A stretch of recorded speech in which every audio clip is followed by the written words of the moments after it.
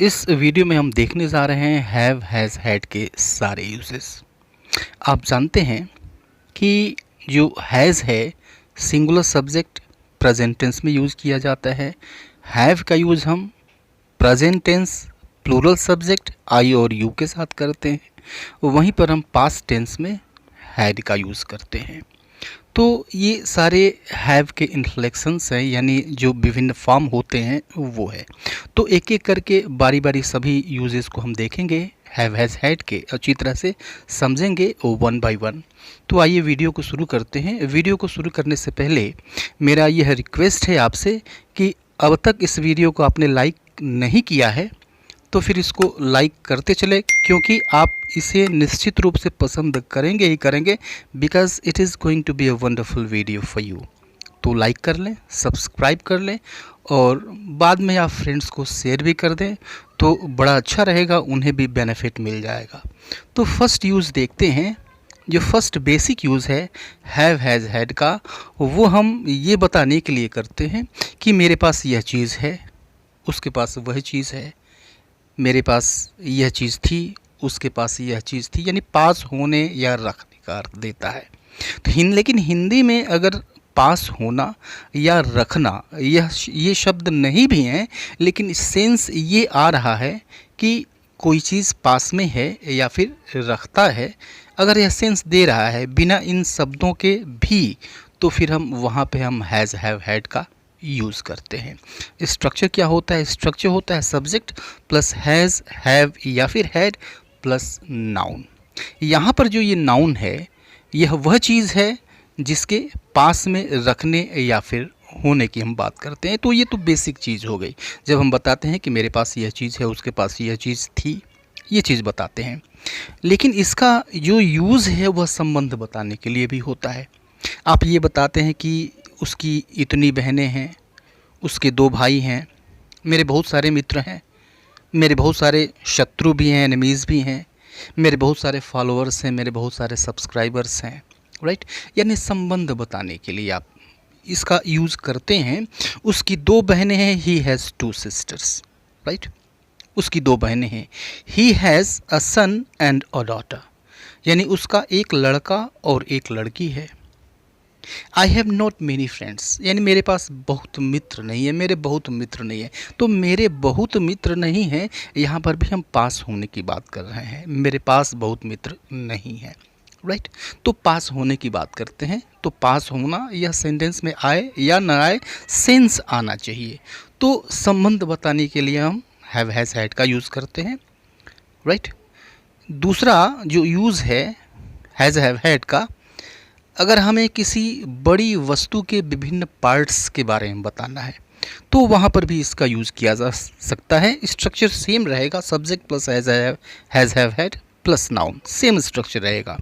जैसे इस मकान में 5 कमरे हैं, इस मकान में 5 कमरे हैं, मेरे दाहिने हाथ में 6 उंगलियां हैं, राइट।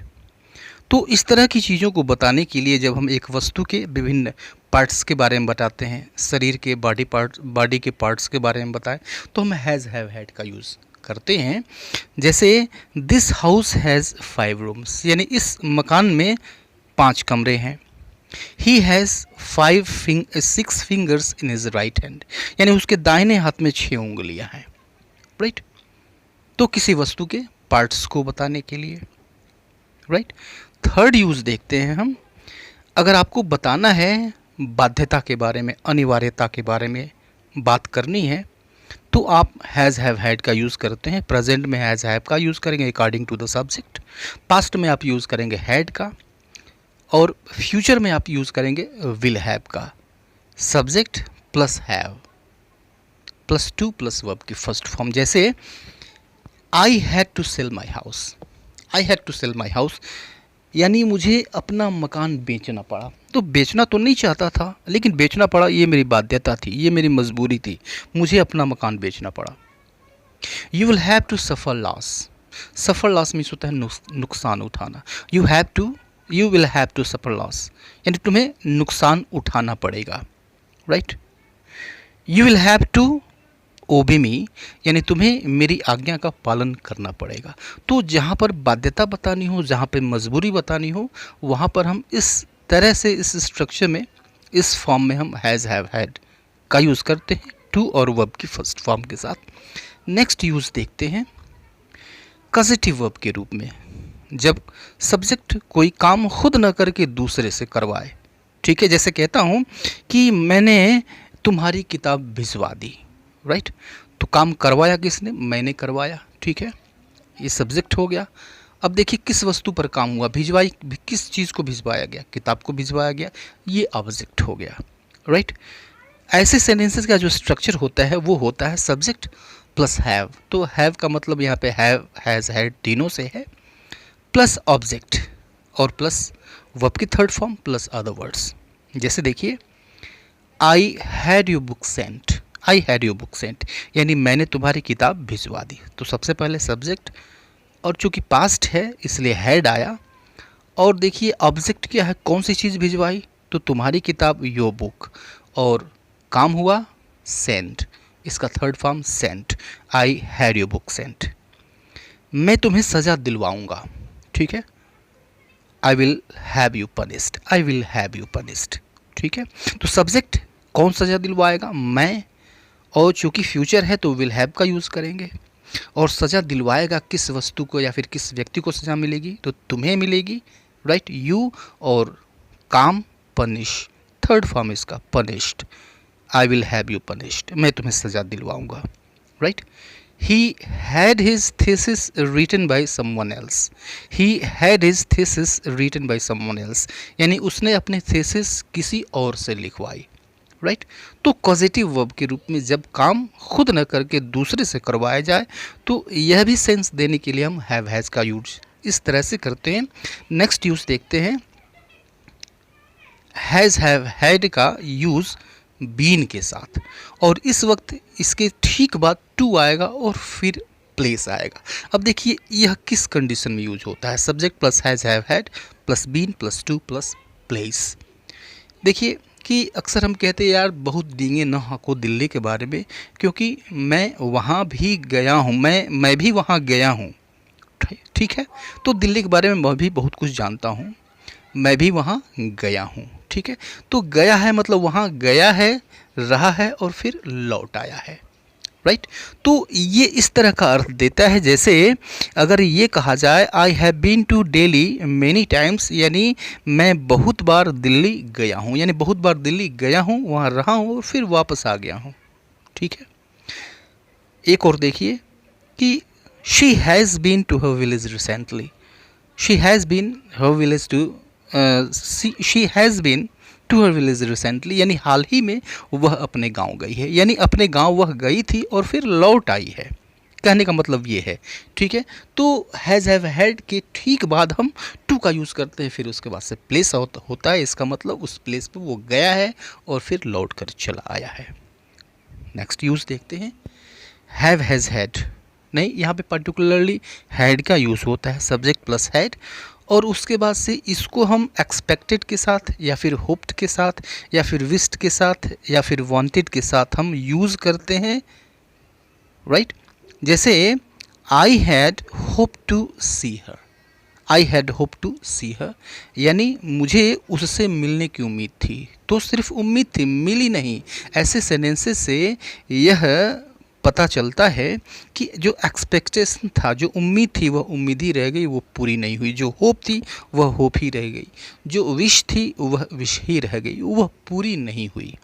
ठीक है, तो यहाँ पर हैड ही हमेशा यूज होता है, और यह जो होप है, एक्सपेक्ट है, विश है, यह हमेशा थर्ड फॉर्म में आता है।